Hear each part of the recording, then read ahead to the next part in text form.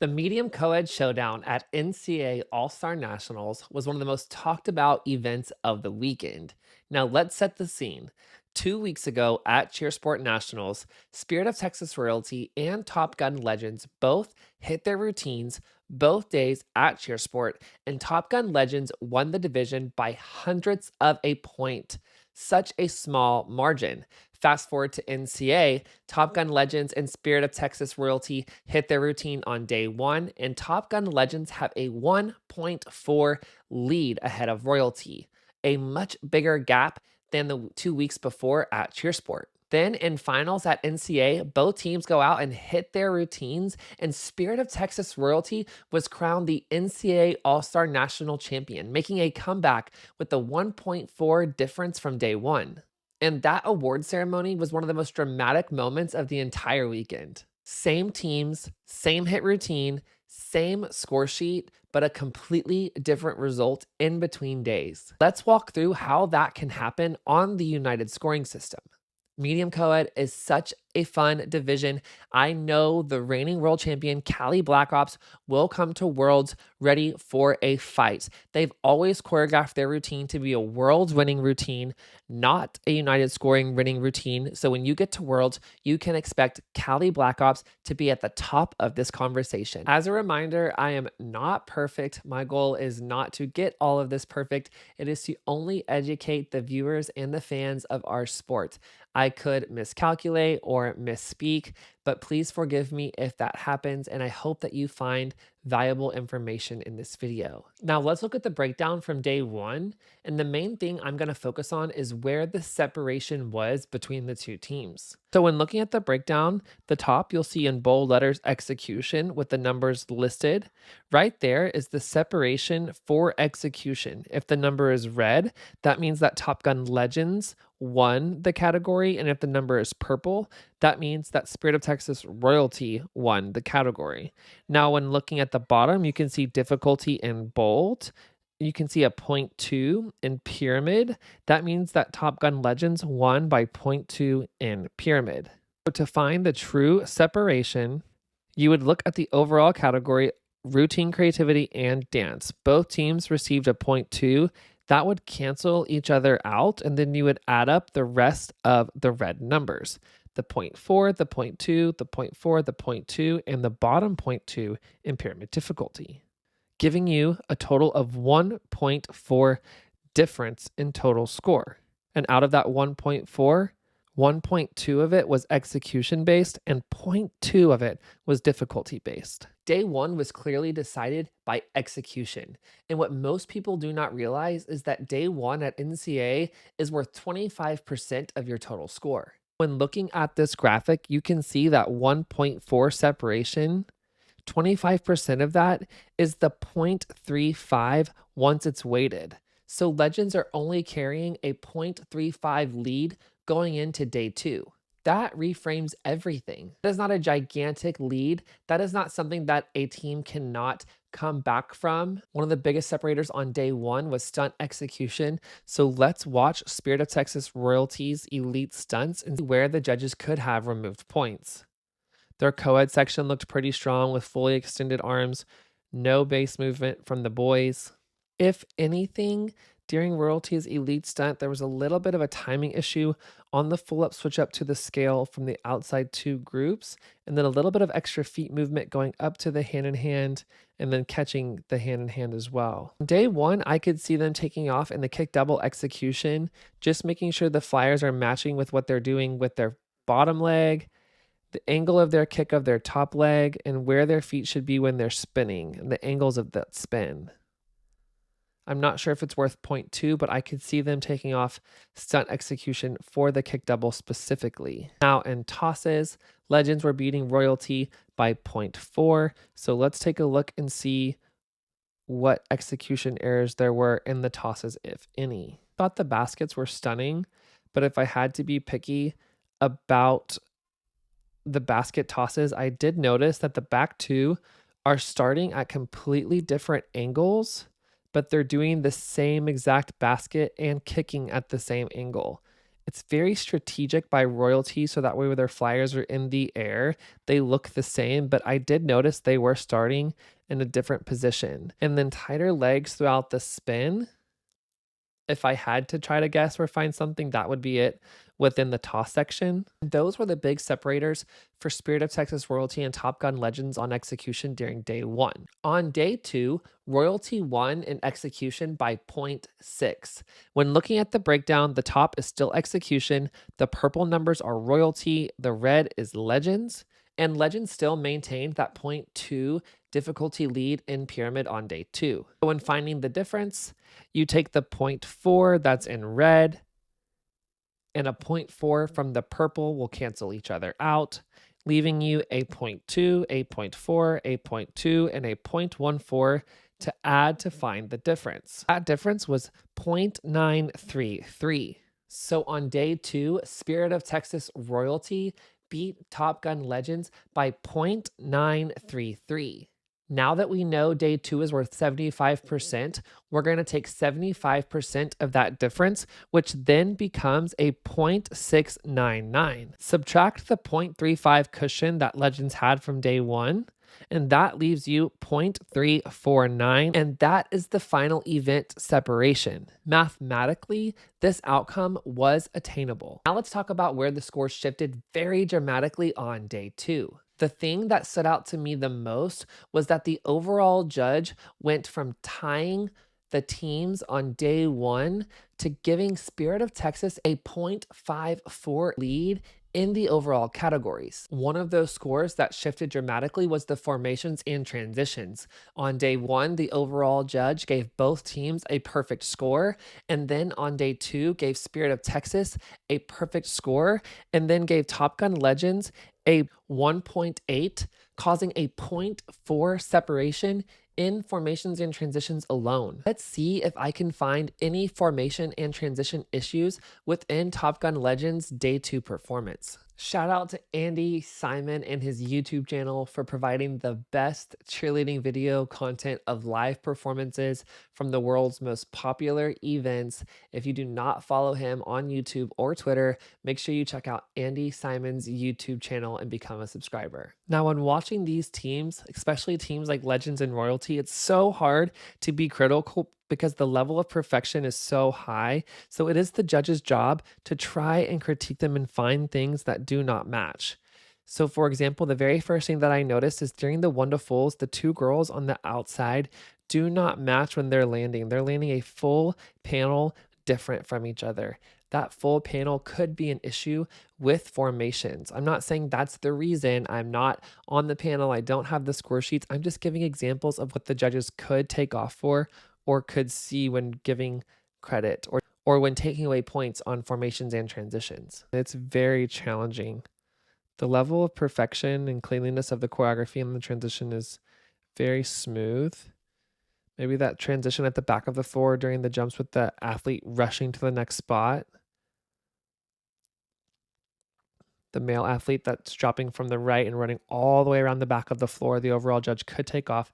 That is not a clean transition, especially for a team at this caliber. Wow.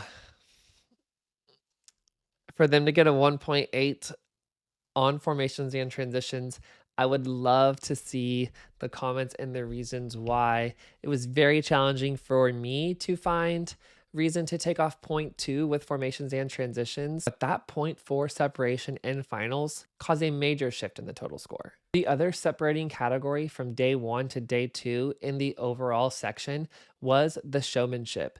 The judge had both teams at the same score on day one, and then on day two, the judge gave Spirit of Texas Royalty a 0.07 advantage, and when that's multiplied by 2, that's actually 0.14. So taking the 0.4 from formations and transitions and the 0.14 from showmanship, that gives you the 0.54 that the overall judge increased the difference in on day two. Another contributing factor to the huge score shift on day two, causing Spirit of Texas Royalty to become the NCAA champion, was stunt execution. On day one, Top Gun Legends were beating Royalty by 0.4 in stunt execution.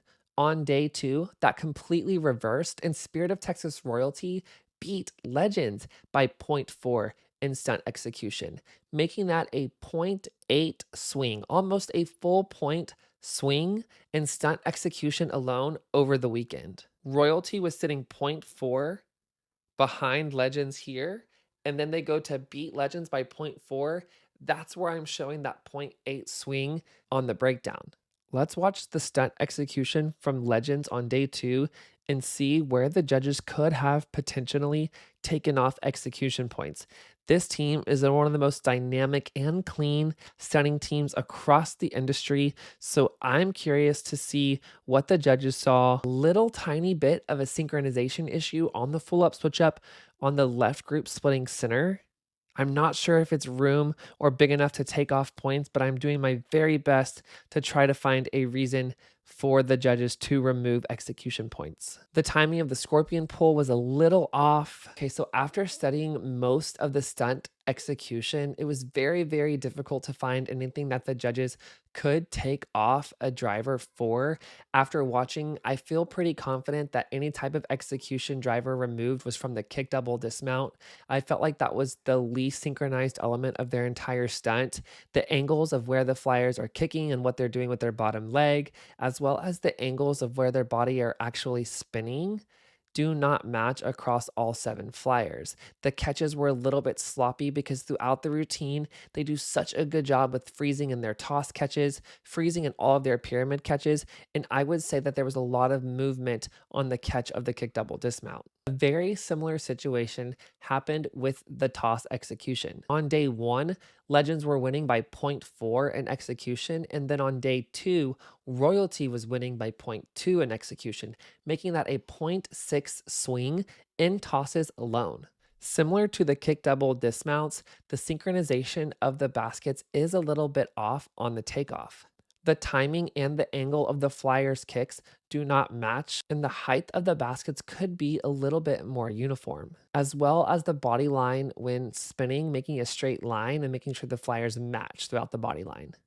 After analyzing the breakdown and looking at where the separation was and calculating it into the final score, let's talk about some other things that could influence the overall impression or total score. First would be the difference in scoring on day 1 and day 2. On day 1, judges are simply trying to get a range and find a range that feels best for the division and those teams. Day 2 is also a more comfortable day scoring for the panel. Not only have they seen all of the teams in the division, they've seen almost all of the teams in the arena and have a strong idea of what's scoring well in the industry. The day 1 performance order also is very different from day 2. On day 1, Spirit of Texas Royalty performed, and then about 30 minutes of cheer happened in the arena before Top Gun Legends took the stage. On day 2, these teams performed back to back in the division, giving the judges a chance to compare them closer and watch these routines in real time back to back. So when elite routines are performed back to back like they were on day 2, that allows for the comparison to become more immediate and small differences are more visible. On my live reaction day 1, watching large senior and medium co-ed on my YouTube channel, after these teams performed on day 1, I personally predicted that Spirit of Texas Royalty would be in the lead. That's only because of the difficulty impact that Royalty had on me personally. Let's talk about something more nuanced, and that's density. 2 teams can have the same difficulty on paper, but one routine can feel more dense with difficulty and overall creativity, and that leaves a more impactful impression on the panel and the viewers. I feel that's what happened to the panel day 2 at NCA. When they were watching these 2 teams go back to back, I think they noticed that the performance level, the showmanship, the actual overall technique of the skills were pretty neck and neck, but Spirit of Texas Royalty's difficulty within the building and even some of the tumbling section was noticeably more difficult. The award ceremony energy reflected how competitive and emotional this division is. There are so many things to unpack in this video, but if you have not seen it, this is when Spirit of Texas Royalty was announced the winners of medium co-ed. 8667 Legends from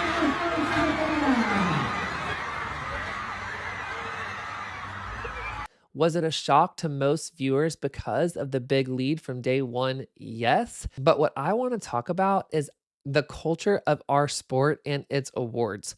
What other sport do you see with this type of genuine celebration from the athletes, a group of 40 people plus their coaches having so much fun on one of the biggest stages in the world, confetti flying? I am just a huge fan of how we award these participants at some of the world's biggest events.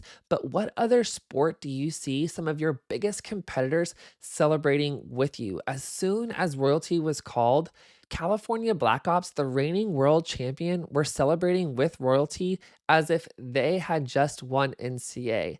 Now, this video and this event caused a lot of conversation on social media, but to me, it wasn't that big of a deal. And this is not new to cheerleading, especially in competitive divisions like large senior, large co-ed. Over the past 15 years, I've seen this exact situation over and over. It happens for many reasons, but the main reason I think this happened is because previously Top Gun Revelation and basically now Top Gun Legends have dominated the medium co-ed division over the past several seasons. And so when another team gets the opportunity to win, especially when it's not expected, the excitement and the energy is through the roof. Now, a lot of people said that it was disrespectful for Top Gun Legends to walk off the stage at the award ceremony, but I personally completely disagree.